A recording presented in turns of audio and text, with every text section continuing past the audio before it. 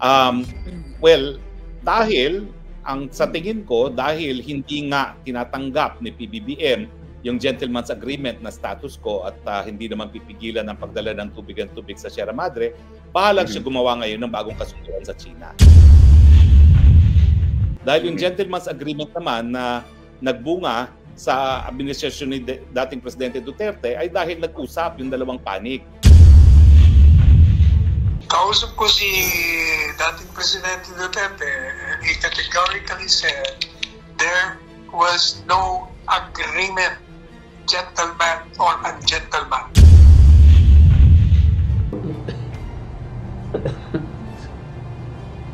Alam mo, si Harry Roque wala pa doon. Harry Roque joined my administration almost halfway na. Ang si Panelo ang nandun, wala si Harry Roque. Wala si Harry Roque. Wala si Harry Roque. He was not there because he was not part of the government delegation. So, wala ho akong maisagot dyan kay about Harry Roque. Ask him again. Do you know Harry Roque? Do you know him? Do you have an idea of what his personality is? Pero kayong idea? Ano? Pareho tayo. Gihimo issue ni PBBM ang statement ni Harry Roque, and then yung advisor, Attorney Salvador Panilo, sinabi niya, tinawagan ko ang facility na kausap kami, walang gentleman agreement. Bakit sinabi ni Harry Roque na mayroong gentleman agreement at yan ang ginagawang issue ni PBBM Mayor? Alam mo, si Harry Roque wala pa doon. Harry Roque joined my administration almost halfway na. Ang si Panelo ang nandun, wala si Harry Roque. He was not there because he was not part of the government delegation. So, wala ho akong maisagot dyan kay about Harry Roque. Ask him again. Gihimo issue ni PBBM ang statement ni Harry Roque, and then yung advisor, Attorney Salvador Panilo, sinabi niya, tinawagan ko ang facility na kausap kami, walang gentleman agreement. Bakit sinabi ni Harry Roque na mayroong gentleman agreement at yan ang ginagawang issue ni PBBM Mayor? Alam mo, si Harry Roque wala pa doon. Harry Roque joined my administration almost halfway na. Ang si Panelo ang nandun, wala si Harry Roque. He was not there because he was not part of the government delegation. So, wala ho akong maisagot dyan kay about Harry Roque. Ask him again. Ask him again. Okay. Kung may agreement man kami ni President Xi Jinping, walang secret agreement yan. We agree. Then after that, yung agreement namin, isasabi namin sa mga tao, foreign affairs particularly, to verbalize everything that is being said in whisper. Kung meron man. Bakit sinabi ni Harry Roque, wala pa siya doon noong panahon na yun, bakit sinabi niya na pinakakalito at ginawang issue ni PBBM ngayon? Bago siya lumipad ng Amerika, ginawa niyang issue na meron daw kayong... Do you know Harry Roque? Do you know him? Do you have an idea of what his personality is? Meron kayong idea? Ano? Pareho tayo. Maraming salamat, Al. Si Richie sa, and then Randy after. May gabi, Mayor.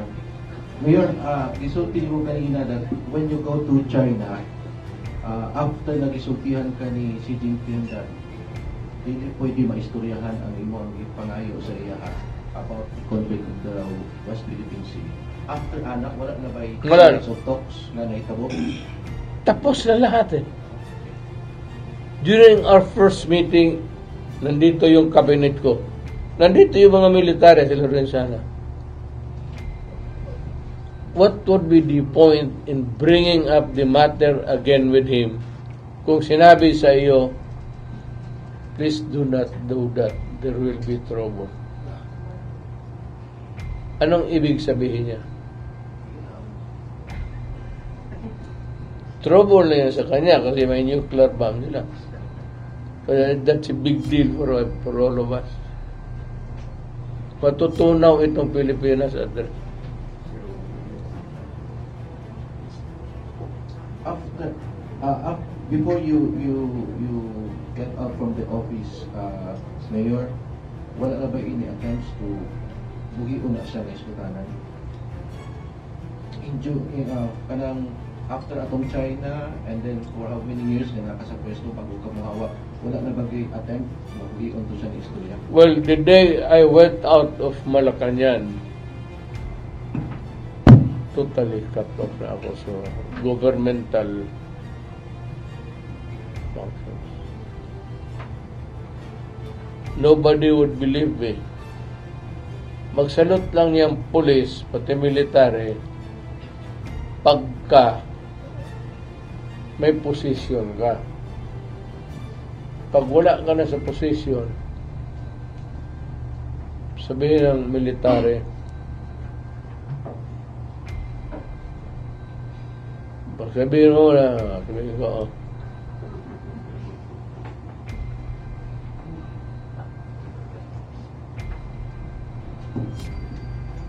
Salamat, Richie. Randy Canieto. Mayor, my concern is for the 120 million Filipinos na 21 million Filipinos na sinasabi mo baka mag-vanish tayo, mapultos tayo. And thinking na ikaw, kilala namin pero walang kinatatakutan. Now, being afraid for the sake of the Filipino, and hindi mo na pinatulan yung sinabi ni Xi Jinping there will be trouble. It seems like you're sending that message right now to PBBM na ito yung sinabi ni Xi Jinping, there will be trouble. What if our present president will not listen to this at makumbinsi siya ng Amerika na kasi nandun siya ngayon, paano pagbalik niya, sinabi niya, makikipaggera tayo. What can we do? good. Let him try it. Magtago ka na.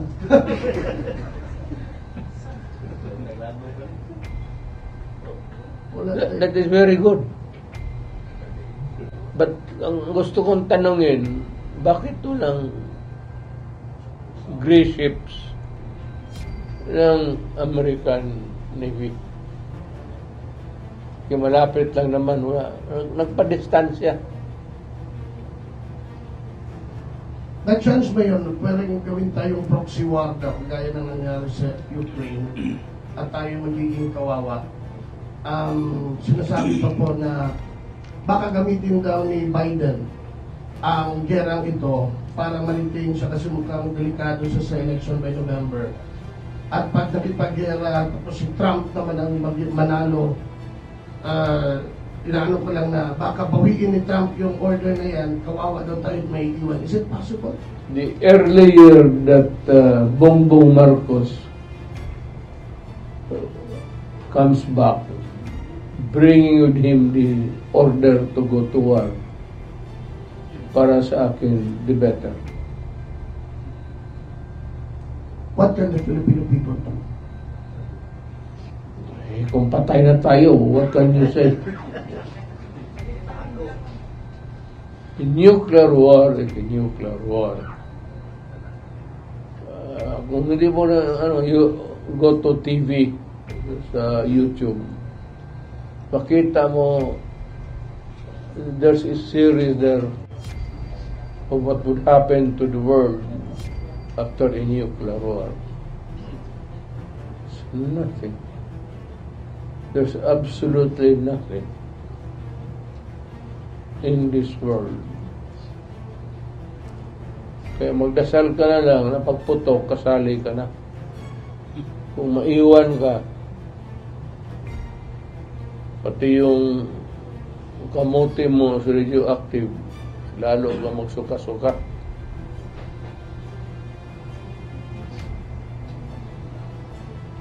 Now, I'm saying that the best thing is just really remain neutral. Sabihin mo sa China, Adre, wala man akong away sa iyo. Huwag mo lang akong galawin. Itong Amerika, well, if you want trouble there to find a proxy, meron naman. Japan, you can use China, South China, South Korea, and many other. Huwag tayo. Wala tayong ibubuga. Navy natin, ipagyabang natin. Pwede. Pwede. We can... I'm not belittling my